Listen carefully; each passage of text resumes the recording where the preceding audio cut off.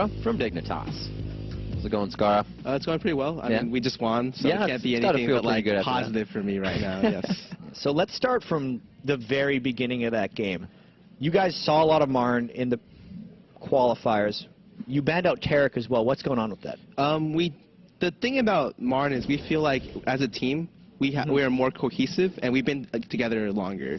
So what you want to do against a team that you feel like is just a weaker team in general is to ban out specific strategies that are differing from the standard, and you force them to play standard against you, and you just beat them on your own terms.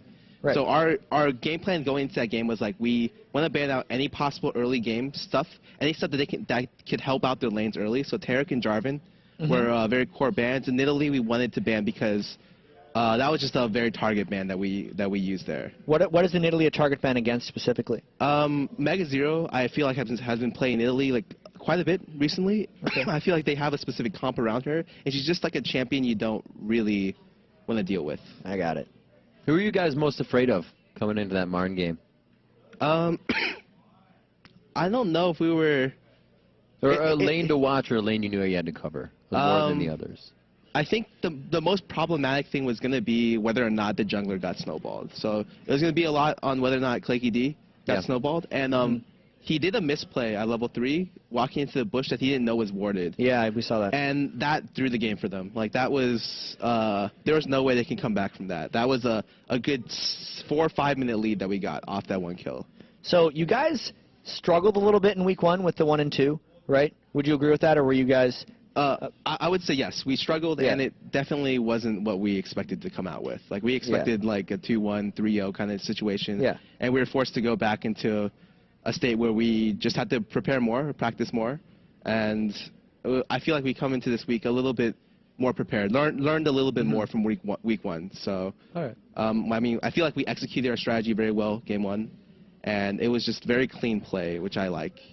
And that's what I hope to see in the rest of our games. So, I mean, especially with the early bans you guys had against Marn, you guys really prepared well for this one. Like, was there anything different in your preparation between the first week and this up against Marn? Because this game was one of the most impressive victories of the whole LCS so far. I want to say rather than scrimming a lot, we spent yesterday just talking a lot. Okay. And I feel like just being able to talk about League of Legends, like the game, was more important to us the day before than anything else. Like it just everyone has to be on the same page when you're playing this game. Like if you're going for the same strategy, even your pick and ban order, everyone has to be on the same page.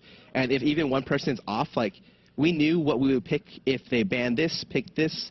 We pretty much prepped out the ban pick phase extremely well, much better than we did week 1, and we planned out our level 1 much better. So we were able to just know that the minute we can get a pick, the minute we can get a kill, what objectives we could force, and where we could look to pressure on the map. And so we were able to cover that very cleanly this game.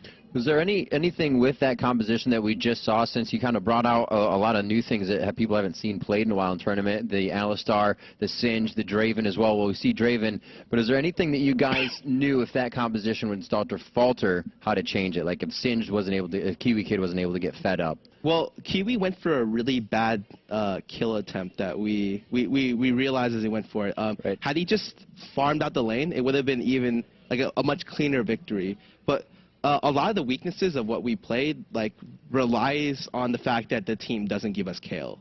And as soon as we have Kale, dive comps become much better. Like Vi can't put pressure on AD carries or the backline if you have Kale. So Vi is just not a champion you want to play if the other team has Kale. Like we knew it would be a possibility we would get Kale today, but we did not expect to get Kale this game. So that's really interesting. When you first picked Kale, you were essentially trying to block Marn from getting Vi, and that could have either given you Vi for an even better dive comp or block them from having it, right? Right. It was just, it's not a pick you want to give up if you're going Vi. So, like, there are options around it, but as soon as we have the champions that we did, there was really no way for them to come back once we got ahead. That's really awesome. So I want to ask you a little bit about this, actually, because you do seem like a bit of a team leader for Dignitas, especially from a public spokesperson perspective. But you were talking earlier about how you really have to be together, and you guys spent the whole pregame yesterday just talking about things. From a team cohesion perspective, do you guys have one voice during games for shot calling? Is it everyone contributing? Who has like a final say in strategy discussions? We do. I feel like a little bit different than some teams. We have plays on each lane are made by the jungle and the person in the lane. What the lanes, what they do is they feed the jungler information. They feed each person in the lane is responsible for feeding the rest of your team information. So when summoners are blown, when cooldowns are down, when mana is low, you feed that information to the rest of your team. Right. And Crumbs is the one who makes the specific calls to go for objectives like blue buff, like dragon. And so he plays off the information we feed them. And that's, I feel like, a very good way to communicate. There could possibly be better ways to do it, but we felt that it's worked for us so far. And communication has definitely improved since week 1. Nice.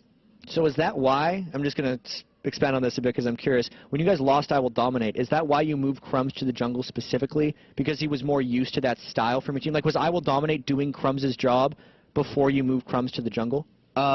Yes. Anyone who jungles on our team uses the information we feed them and makes plays from that information. But one of the big reasons why we moved Crumbs into the jungle was just that, one, he wanted to be moved into the jungle, and two, it was almost impossible for us to find a very high-level jungler as opposed to the top lanes available to us in North America. There just wasn't as many options. And so we felt that the better idea overall was just to move Crumbs in there. And so far, like, he loves it. So awesome. It's good for us.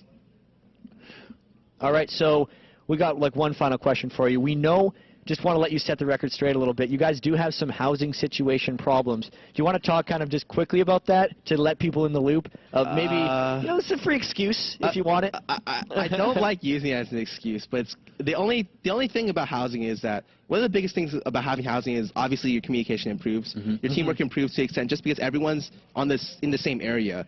But one of the biggest things is that replay analysis gets much easier. Okay. And so like it's very hard to have replay analysis from like people all over the country. You have like Google screen share and everyone looks in like one screen. It's all complicated, but it's very, very easy if everyone's living together. So that's the main thing that's caused us to have that we regret not having a house earlier. Like we've had, I broke a lease on our first place because when we looked to get the internet installed, they told me they originally promised something that wasn't delivered. So I had to break my lease on the first place that we planned for a month to pick up.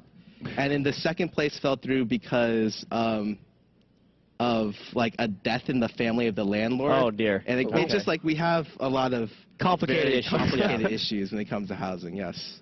All right. Thank you very much, Scarra. Congratulations on the match win. Good luck in the rest of the matches coming up in the week.